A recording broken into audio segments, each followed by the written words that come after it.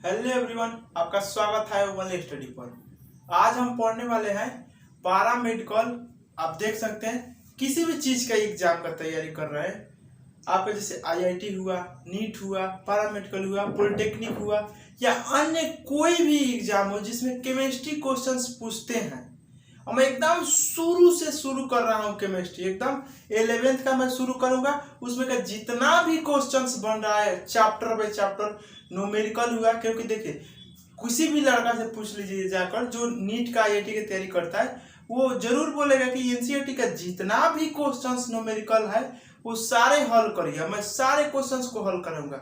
उसके अलावा मैं अपने तरफ से पहले ऑब्जेक्टिव क्वेश्चंस दूंगा। वो ऑब्जेक्टिव क्वेश्चंस जो लड़का पैरामेडिकल और पॉलिटेक्निक इसके लिए तैयारी कर रहा है तो उसके लिए पर्याप्त होगा। और शुरुआत में मैं वही कराऊंगा। पहले आज कराऊंगा 16 गोले क्वेश्चन कराऊंगा ऑब्जेक्टिव क्वेश्चन, स्क्रीन पर आएगा, आंसर आपको बताना है। उसके बाद मैं धीरे धीरे आपको ले चलूंगा, आपको न्यूमेरिकल की तरफ एकदम जीरो लेवल से लेकर चलूंगा, ठीक है। और इसके अलावा आपको तो पता ही होगा मैं पैरामेडिकल का 2013 से लेकर 2016 तक का सारे प्रीवियस ईयर करा चुका हूँ। इसके अलावा 2019 और 2018 का भी हाल फिलहाल में कराया हूँ। इधर 2012 का भी हो गया है। मतलब लगभग सारे प्रीवियस ईयर को खत्म कर रहे हैं। 2019 वाला जो प्रीवियस ईयर नहीं है वो आधारित है, पहले मैं बता दे रहा हूँ। तो सारे वीडियो आपको आई बटन में मिल जाएंगे, नहीं देखे हैं तो वहाँ प्लेलिस्ट मिलेगा, आई बटन में जाइएगा प्लेलिस्ट मिलेगा, सारे प्रीवियस ईयर देख लीजिएगा। और उसके अलावा बहुत सारे वीडियो में बना चुका हूँ आपके पैरामीटर से रिलेटेड। अब मैं शुरू कर रहा हूँ चैप्टर बाय चैप्टर फिर से, क्योंकि एग्जाम का तो कोई था पता नहीं लग रहा है कि कब होगा। लेकिन सुनने में आया है कि 1 सितंबर से आपका सारे स्कूल खुल जाएंगे। जब स्कूल खुल जाएंगे इसका मतलब एग्जाम होने के चांसेस बढ़ जाएंगे, ठीक है। अपना तैयारी में कमी मत करिए। हाँ, आप लोग एग्जाम दे दीजिएगा। उसके बाद मैं आपसे रिक्वेस्ट करता हूँ कि आप अपने भाई या रिलेटिव जो लोग भी इंटर का तैयारी कर रहे हैं उन्हें जरूर इस चैनल के बारे में बताइए, क्योंकि मैं तुरंत अब शुरू करूंगा। आपका शुरू से आपका 11th और 12th दोनों का केमिस्ट्री में पढ़ाऊंगा और इंग्लिश पढ़ाऊंगा। ये 2 सब्जेक्ट उस बच्चा को आसानी से मिलेगा और पूरा विस्तार से मिलेगा। और कोशिश करूंगा जैसे स्टूडेंट की संख्या बढ़ेगा मैं सब्जेक्ट भी बढ़ा सकता हूँ, फिजिक्स भी ला सकता हूँ और मैथ भी। इसके अलावा और कोई एक्स्ट्रा नहीं, 4 ही सब्जेक्ट हो सकता है। आपका फिजिक्स हो सकता है, केमिस्ट्री, मैथ और इंग्लिश, ये 4 सब्जेक्ट में करा सकता हूँ। लेकिन शुरुआत में 2 ही सब्जेक्ट में कराऊंगा। एक स्टूडेंट बढ़ेंगे और उनका डिमांड बढ़ेगा तो मैं कराऊंगा। चलिए फिलहाल मैं देखता हूँ जितने भी क्वेश्चन होंगे ऑब्जेक्टिव थंबनेल में ही पड़े होंगे ऑल एग्जाम, ठीक है। तो पहले मैं पैरामेडिकल और पॉलिटेक्निक स्टूडेंट के लिए कुछ ऑब्जेक्टिव करा दूं और न्यूमेरिकल जिनको बनाना है वो बनाइएगा, वरना सूर्य के बाद अपने जाना है तो चले जाइएगा। चलिए क्वेश्चन देखिए। फर्स्ट क्वेश्चन क्या है तो देखिए, थोड़ा सा मैं ले लूं हाथ में। फर्स्ट क्वेश्चन देखिए, काफी इंपॉर्टेंट क्वेश्चन है। अवोगाड्रो संख्या निम्न में से किन संख्याओं की संख्या को प्रकट करता है? किन परमाणु की संख्या को प्रकट करता है बताइए। अवोगाड्रो संख्या, तो फर्स्ट चीज अवोगाड्रो संख्या को संकेत में क्या लिखते हैं? Na। तो अवोगाड्रो संख्या उसे कहते हैं जब कार्बन के 12 ग्राम परमाणु में उपस्थित मोलों की संख्या, कणों की संख्या को ही हम अवोगाड्रो संख्या कहते हैं। तो ऑप्शन नंबर देख सकते हैं ए आपका आंसर हो जाएगा। ए आपका आंसर हो जाएगा। क्या हो जाएगा? 12 ग्राम। और 12 ग्राम क्यों लिखे हैं? क्योंकि कार्बन का एटॉमिक मास कितना होता है? आपका एटॉमिक मास 12 होता है ना, और परमाणु संख्या 6 दूना 12। अधिकांश आपको पता है 1 से लेकर 20 तक जब एलिमेंट को देखते हैं तो उसका एटॉमिक नंबर से उसका डबल हो जाता है एटॉमिक मास। अधिकतर एगो एक्सेप्शन में आपका सोडियम है और क्लोरीन है। इसका कितना होता है? 23 पॉइंट समथिंग होता है, और इसका 11 और ये हो गया 17। इसका होता है 35.5। इसमें कोई दिक्कत नहीं। तो अब जान गए कार्बन के 12 ग्राम माने उसका द्रव्यमान होता है 12 कार्बन का। तो कार्बन के 12 ग्राम में उपस्थित मोलों की संख्या को एवोगाड्रो संख्या कहते हैं। एवोगाड्रो संख्या बराबर कितना होता है? ये क्वेश्चंस आगे भी आएंगे, मैं आपको यहाँ भी बता दे रहा हूँ। 6.022 × 10⁻23 एटम्स, ठीक है। एटॉमिक्स भी लिखता है और वो आणविक, ठीक है। तो ऑप्शन नंबर ए आपका आंसर हो जाएगा। देखिए हर क्वेश्चन से रिलेटेड जितना चीज भी होगा उसका मतलब पोस्टमार्टम कर दिया जाएगा, एक भी चीज नहीं छोड़ा जाएगा। चलिए दूसरा क्वेश्चन देखिए, ऑक्सीजन परमाणु की अवोगाड्रो संख्या का भार होता है, बोलिए कितना होता है? ये तो आपको बता ही दिया, ऑप्शन नंबर सी आपका आंसर हो जाएगा। आप कैसे मैं बता रहा हूं, ध्यान से देखिएगा। एक वो अवोगाड्रो संख्या बराबर कितना हो गया, इसको लिख सकते हैं एक मोल में संख्या बराबर कितना हो जाएगा, तो 6.02 गुने 10 पावर 23। अब देखिए ऑक्सीजन का पूछ रहा है, तो ऑक्सीजन का मास कितना होता है, तो ऑक्सीजन का मास होता है, ये समझ रहे हैं, 1 ग्राम भी लिख सकते हैं यहाँ पर, 1 ग्राम, मोल लिखा हो 1 ग्राम भी लिख सकते हैं। 1 ग्राम में अणु की संख्या, अणु की संख्या हो गया आपका, कितना हो गया, यही हो गया। देखिए अणु बोले, परमाणु बोले, एटम बोले, आयन बोले, कोई कुछ भी बोले उसका मतलब एक ही होता है, अणु आयन कुछ भी बोले परमाणु ही होता है। तो देखिए 1 ग्राम में जब इतना है तो ऑक्सीजन का तो मास कितना होता है 16, और ग्राम में होगा, तो 16 ग्राम में कितना होगा, तो यही ना करिएगा, 16 ग्राम में उपस्थित अणुओं की संख्या 16 गुने 6.02 गुने 10 पावर 23, यही आपका आंसर हो जाएगा। ऑप्शन नंबर सी आपका आंसर हो जाएगा, दो का ऑप्शन नंबर सी। यहाँ देख रहे हैं, इसमें कोई दिक्कत?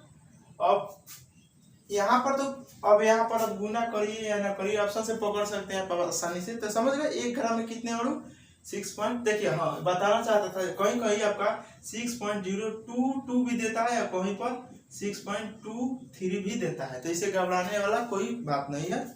चलिए आगे क्वेश्चन देखिए क्या कर रहा है, हमें न्यूमेरिकल भी करना है तो थोड़ा तेजी से मैं करूंगा, या फिर ज्यादा लंबा वीडियो होगा तो अगले वीडियो। चलिए नेक्स्ट क्वेश्चन बताइए, निम्न में से किसका द्रव्यमान ग्रामों में मोलर द्रव्यमान होगा, बोलिए किसका होगा? तो ये हो जाएगा आपको, तो ये तो बहुत पहले से ही पता है। देखिए 1 ग्राम बोले, एक अणु में उपस्थित मोलों की संख्या वो अवोगाड्रो संख्या को ही डिनोट करता है, तो बताइए कितना होता है? आइए ऑप्शन नंबर ए आपका आंसर हो जाएगा, कितना, अवोगाड्रो संख्या ही ना होगा 10.23 अणु, ठीक, अणु बोले, कण बोले, एटम बोले, बात सब एक ही है, तो ऑप्शन नंबर ए आपका आंसर हो जाएगा 5 का। चलिए 6 नंबर, अवोगाड्रो संख्या का मान निम्न में से कौन सा, देखिए कई बार क्वेश्चन आ गया, बता दीजिए तो आपका बी हो जाएगा, 6 का बी, ठीक है। चलिए नेक्स्ट क्वेश्चन देखिए, बल की एसआई इकाई क्या है, अब बल की एसआई इकाई क्या है बोलिए, अब इसको भी सोच रहे हैं, ये सोचने वाला बात है, न्यूटन है, ऑप्शन नंबर सी हो जाएगा। न्यूटन किधर है, ऑप्शन नंबर बी में है, बल का एसआई मात्रक न्यूटन। कमेंट करके थोड़ा बताइए तो मुझे, आप किसका बताइएगा एसआई मात्रक, चलिए, लेकिन ये आप लोगों को नहीं पता होगा, चलिए मैं बता दे रहा हूँ। नेक्स्ट क्वेश्चन देखिए, सूत्र 8 नंबर, स्फुरद्वीप्त की एसआई मात्रक क्या है? ये नाम आप पहली बार सुने होंगे, लेकिन इसका एसआई मात्रक आप लोग जानते हैं, लेकिन नाम के कारण कंफ्यूज हो रहे हैं, बोलिए किसका हो जाएगा? सही हो जाएगा आपका ऑप्शन नंबर सी, कैंडेला का होता है। कैंडेला ज्योति तीव्रता का एसआई मात्रक, कैंडेला उसी को बोलते हैं आपका, उसको प्रकाश का भी बोल देगा। क्वेश्चन देखिए कैसे घुमाता है, ज्योति तीव्रता का, प्रकाश द्वीप का एसआई मात्रक कैंडेला ही होगा। ये दे दिया स्फुरित द्वीप्त, क्या स्फूर्ति द्वीप्त, द्वीप्त आ रहा है ना, ये अभी कैंडेला, मैंने जहां भी प्रकाश का वो हो रहा है उच्चारण, वहां आपका कैंडेला होगा, घुमाने के लिए आपको दिया है ऐसा, ठीक है। तो बताइएगा ल्यूमेन किसका एसआई मात्रक है, कमेंट करके बताइए ल्यूमेन किसका एसआई मात्रक है। चलिए 9 नंबर देखिए, वह संख्या जिसका किसी रासायनिक परिणाम अथवा गणना में प्रभाव होता है कहलाती है, क्या कहलाती है? तो वो कहलाती है सार्थक अंक। इसके बारे में आप लोग नहीं जानते होंगे, 11th में जो पढ़ा होगा ठीक से उसको पता होगा। अब सार्थक अंक को यहाँ बताना लगेंगे तो मान लीजिए आपको सार्थक अंक लिखना है, मान लीजिए 0.932 है, बोलिए सार्थक अंक की संख्या कितना है? सार्थक अंक की संख्या इसमें कितना है, तो इसमें गिनिएगा, तो सार्थक अंक 1 2 3, 3 गो सार्थक अंक है। यहीं पर 0.0932 होता, तब सार्थक अंक कितना होता? 3 गो होता है, 0 नहीं से गिनिएगा यहाँ पर, तो यहाँ भी 3 ही होगा सार्थक अंक, लेकिन यही 0 पॉइंट इतना 0.32 दे दे तो अब कितना होगा, तो यहाँ पर 4 हो जाएगा, होगा ना सार्थक अंक में 1000 से गुना करिएगा, ये आ जाएगा इधर, यहाँ पॉइंट चला जाएगा, सार्थक अंक की संख्या 4 हो जाएगा। तो ये अपना डिटेल ज्यादा करेंगे तो बहुत दिक्कत हो जाएगा, तो सार्थक अंक उतना इम्पोर्टेंट नहीं है पर फिर भी ध्यान रखिएगा। चलिए नेक्स्ट क्वेश्चन देख लीजिए। तो 10 नंबर 0.025 से देखिए आ गया ना, मैं सार्थक अंकों की संख्या बता दीजिए। तो अभी अभी मैं बताया, बताइए कितना होगा, तो इसमें कितना हो जाएगा आपका 0.0256 में सार्थक अंक क्वेश्चन तो पहले लिख रहे हैं। चलिए कितना है सार्थक अंक की संख्या, बोलिए। इसमें क्या है, 0 यहाँ पर है तो इसको तो नहीं गिनिएगा, 3 गो है। ऑप्शन नंबर बोलिए कितना, ऑप्शन नंबर बी 10 का ऑप्शन नंबर बी हो जाएगा आंसर। ठीक है, देखिए ये क्वेश्चन IIT नीट के लिए नहीं है, ये बात ध्यान रखिएगा। ये क्वेश्चन आपके पैरामेडिकल पॉलिटेक्निक के लिए, लेकिन न्यूमेरिकल जब बताना शुरू करूंगा तो वो सब आपका, और NCERT का जितना क्वेश्चन दिया है न्यूमेरिकल, उस सारा क्वेश्चंस को मैं डील करूंगा एकदम 0 लेवल से, आपको पूरा समझ में आएगा। चलिए नेक्स्ट क्वेश्चन, किसी कार्बनिक पदार्थ के लिए इतना दे रखा है, लिए प्रदर्शित अनुपात क्या है। अब बोलिए इस तरह का कौन दर्शाता है, C4H10O, बोलिए यह किसको दर्शाता है।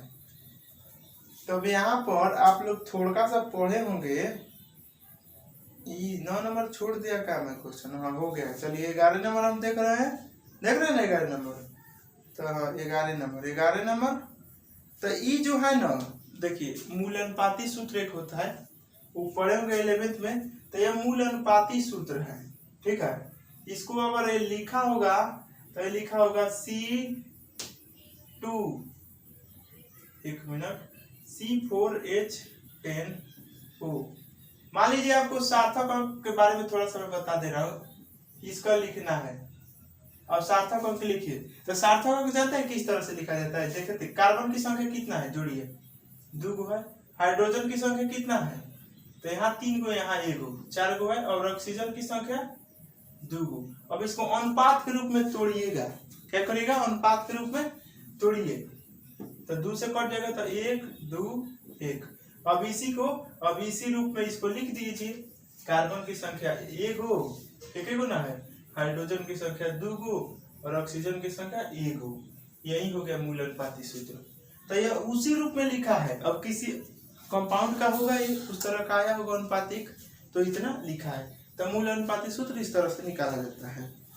जो पढ़ा होगा उसको पता होगा, और जो डायरेक्ट छड़प रहा है या जा रहा है इधर उधर, तो उसको नहीं समझ में आएगा। अब मुझे पता है कि ये लोग बहुत ज्यादा लोग नहीं देखेंगे, फिर भी आप लोग जो तैयारी कर रहे हैं आपके 12वीं कक्षा का, देखिए अब क्या कर दिया है सरकार, ज्ञान की आवश्यकता ज्यादा रख रहा है, ज्ञान आपको मांग रहा है, पासिंग नहीं। ठीक है, तो अपना ज्ञान बढ़ाइए ज्यादा। चलिए 12 नंबर बोलिए, संख्या इतना में सार्थक अंकों की संख्या बताइए। तो ये क्वेश्चन कितना बार आ गया, 0.03120। बोलिए सार्थक अंक की संख्या, 12 नंबर है, हाँ 12 नंबर है। बोलिए सार्थक अंक की संख्या, बोलिए इसमें कौन कौन गिन लीजिएगा। ये 0 को तो आप छांट सकते हैं, क्योंकि इसमें 10,000 से गुना करिएगा तो इतना आ जाएगा, नहीं 1 लाख से करिएगा तो इतना बहरी चला आएगा, यहाँ 0 इसके बाद आएगा, तो ये सार्थक अंक की संख्या हो जाएगा। तो 4 गो हो, 1 2 3 4 गो अंक है। तो ये आपके 12 का कितना 4 बी है, बी में है 4, चलिए बी में 4 है, आंसर हो जाएगा ऑप्शन नंबर बी।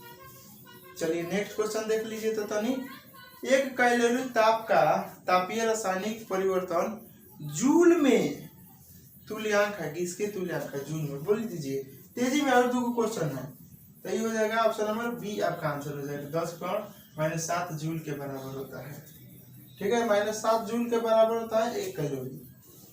ठीक है, चलिए 15 नंबर, 25 डिग्री सेल्सियस केल्विन ताप में, आप बताइए केल्विन में कितना हो जाएगा। चलिए तेजी में बता दीजिए, तो कितना है, कितना किधर गया, हाँ 25 डिग्री सेल्सियस है। अब इसको केल्विन में ले जाना है, क्या करते हैं, 273 + 25 जोड़ दीजिए, कितना हो गया, तो ये हो जाएगा ऑप्शन नंबर सी 298 हो जाएगा। जोड़ दीजिए तो 8 9 2, केल्विन में इतना हो जाएगा, तो 298 केल्विन होगा 25 डिग्री सेल्सियस पर।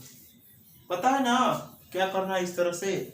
चलिए अंतिम क्वेश्चन बताइए, विद्युत आवेश को एसआई पद्धति में कूलम से बनाते हैं, तो एसआई पद्धति में इसका संकेत क्या है। अब कूलम का एसआई संकेत क्या है, तो सी है आपका, सी है कूलाम का संकेत। इसका कूलाम का संकेत सी है।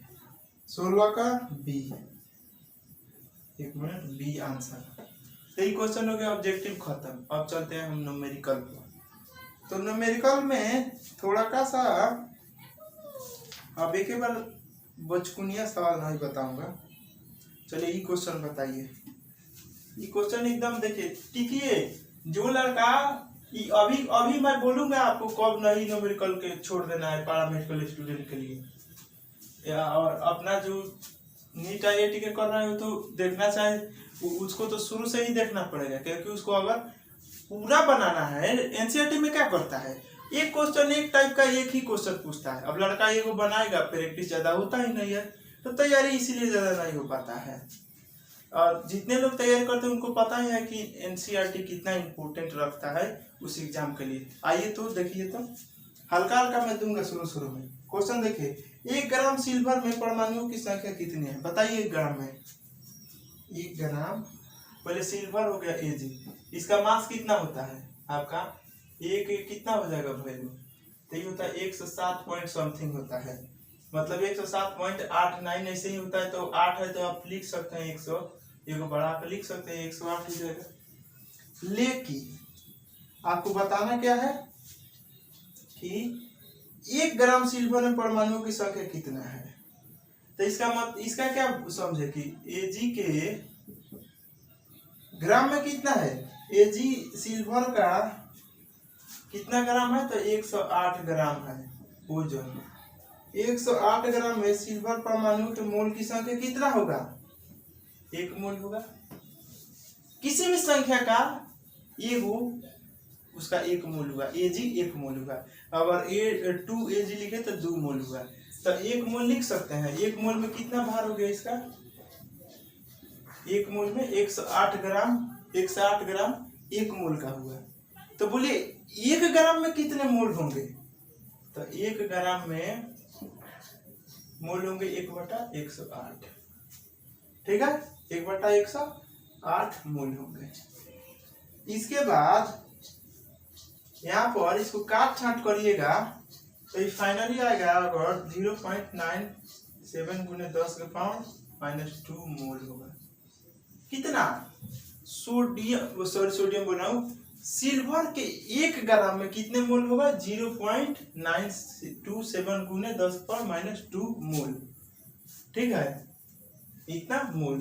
तो कितना आपको पूछ रहा है, तो पूछ रहा है 1 मोल सिल्वर में, 1 मोल सिल्वर में, अभी आपको पता है ना 1 मोल सिल्वर में कितने होंगे, 1 मोल, चलिए Ag लिख रहा हूँ, 1 मोल सिल्वर में कितने अणु, यही होते हैं 6 पॉइंट, वही एवोगाड्रो संख्या को ही बोलते हैं।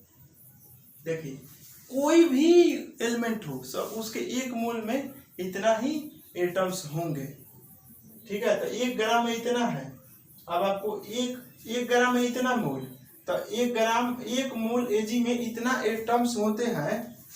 या आपको परमाणु की संख्या ने बताना है, एटम्स हो गया, तो आपके इतना मोल में, 1 मोल में इतने एटम्स, 1 मोल में 1 मोल Ag में कितना एटम, तो इतना, तो 0.927 गुण 10 पावर -2 मोल में Ag के संख्या कितने होंगे, तो ये हो जाएगा इतना से ही सबको गुना कर दीजिए, फाइनली आपका आ जाएगा 6.23 गुण 10 पावर -23 एटम्स। अब होने इसको गुना कर दीजिए 0.927 गुने 10 पावर -2 मोल, और फाइनली इसका काट छांट करिएगा, आपका आएगा 1.58 गुने 10 पावर 21 परमाणु। समझ में आया, कोई दिक्कत इसमें। इसके कितने ग्राम होते हैं आपका मास सिल्वर का, तो 107। आपको पता है कि सिल्वर के इतने ग्राम में 1 मोल, ठीक, 108 ग्राम 1 मोल का हुआ, 108 ग्राम 1 मोल का हुआ। तो 1 ग्राम में कितने मोल? तो 1/108 मोल, 1/108 मोल हुआ 1 ग्राम में। जब 1 ग्राम का पता चल गया तो 1 मोल में इतने एटम्स होते हैं। तो इतना मोल इसके पास है अभी, तो इतने मोल में कितने परमाणु होंगे? तो इससे गुना करिएगा, आपको पता चल जाएगा। चलिए नेक्स्ट क्वेश्चन देखिए। ये क्वेश्चन थोड़ा सा हो सकता है कि आप लोगों को भारी लगे, लेकिन है बहुत आसान। चलिए नेक्स्ट, तो इसको मैं मिटा दूं, इसका तो कोई जरूरी नहीं है। चलिए नेक्स्ट क्वेश्चन देखिए। 160 ग्राम सोडियम है, sodium hydroxide OH। Sodium hydroxide में कितने मोल होगा? बोलिए बोलिए तेजी में। तो अब निकालिएगा NaOH के आपके मास, NaOH का द्रव्यमान, बोलिए तेजी में। सोडियम का कितना होगा? 23 मान के चलिए, उसका 16, उसका 1 होगा। तो टोटल कितना हो जाएगा? जोड़िए, धरा के जोड़िए, 40। 23 को 1 दे दीजिए, 24 है, 24 पे 16 जोड़ दीजिए, 40। अब मोल की संख्या बराबर क्या होता है? मोलों की संख्या बराबर NaOH के द्रव्यमान, NaOH का द्रव्यमान बटा NaOH का सूत्र द्रव्यमान, सूत्र द्रव्यमान। ये सिर्फ द्रव्यमान दिया रहेगा, ये क्या है? सूत्र द्रव्यमान। सूत्र का द्रव्यमान जितना आया, बोले कितना आया है? 160 आया है। अब सूत्र द्रव्यमान 40, मतलब 4, आपका 4 आंसर हो जाएगा। तो 160 ग्राम NaOH में मोल की संख्या कितना हुआ? 4 गो हुआ। किसका मोल? तो NaOH, टोटल NaOH के मोल 4 गो हुआ। कितने ग्राम में? 160 ग्राम में। हो गया, यही तो पूछ रहा है आपसे। चलिए नेक्स्ट क्वेश्चन देखिए। अब इसी में सब लोग कंफ्यूज हो जाता है कि ये बता रहा है। अब यहाँ पर WM, इसके चक्कर में भी लड़का सब कंफ्यूज हो जाता है कि नहीं? चलिए नेक्स्ट क्वेश्चन देखिए। 4.4 ग्राम कार्बन डाइऑक्साइड CO2 में कितने अणु उपस्थित हैं? बोलिए 4.4 ग्राम में, 4.4 ग्राम में CO2 में कितने अणु हैं? अणु इक्वल टू व्हाट? बोलिए बोलिए बोलिए। तो 1 मोल CO2 का द्रव्यमान कितना हो जाएगा? या लिख सकते हैं सूत्र द्रव्यमान, सूत्र द्रव्यमान। बोलिए, आपका हो जाएगा कार्बन का 12 और ऑक्सीजन का 32, टोटल 44। कितना हो गया? 44। तो क्या बोल सकते हैं? यहाँ देखिए 44 ग्राम में कितने अणु? तो 6.2, वही एवोगाड्रो संख्या 23 होता है, 23 अणु या एटम या मोल। देखिए 44 ग्राम में इतने अणु, 44 ग्राम में इतने अणु। तो बताइए तो इतना ग्राम में कितना? पहले 1 ग्राम का निकालिएगा। 1 ग्राम में कितने अणु? तो इतना बटा 44। 44 ग्राम में इतने अणु, तो 1 ग्राम में 44 से भाग दीजिए, तो बटा दीजिए। अब 4.4 ग्राम में कितने अणु हो जाएंगे? तो इससे गुना कर दीजिएगा ना। देख लीजिए, ये तो 1 का हो गया, 4.4 ग्राम का हो गया। ये काटिएगा तो 10 हो जाएगा। 44 गया, अब 10 जाके ऊपर घट जाएगा, ये हो जाएगा गुने 10 पाँच 23। नीचे रहता है तो ऊपर जाएगा, घटता है ना, 1 घट जाएगा। आपका कितना हो जाएगा फाइनली आंसर? 22 अणु। कितना हो जाएगा आंसर? यही आपका आंसर हो जाएगा। तो इसमें कोई दिक्कत, कोई समस्या? चलिए, इसमें 4.4 ग्राम में इतने अणु होंगे, समझ गए? चलिए नेक्स्ट क्वेश्चन देखिए। एकदम देखिए, क्वेश्चन ऑब्जेक्टिव था, इसलिए क्वेश्चन वीडियो थोड़ा लंबा हो जाएगा। कल मैं खाली न्यूमेरिकल ही करूँगा और उसके बाद ये खत्म हो जाएगा। उसके बाद इसमें का जितना भी प्रीवियस बोल रहा हूँ, जितना भी एनसीईआरटी के क्वेश्चन है वो सब करा दूंगा। तो ये लेवल आपको पता चल गया ना इसका। तो क्या करें, अब शुरू कर दें ताकि कल किया जाएगा।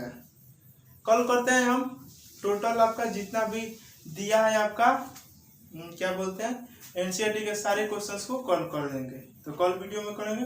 तो मिलते हैं अगले वीडियो में। अच्छा लग रहा है तो थोड़ा लाइक किया करिए आप लोग, और नया है तो चैनल से जरूर सब्सक्राइब जुड़ जाइए, अपने दोस्तों के पास शेयर कर दीजिए। मिलते हैं अगले वीडियो में। Thanks for watching video.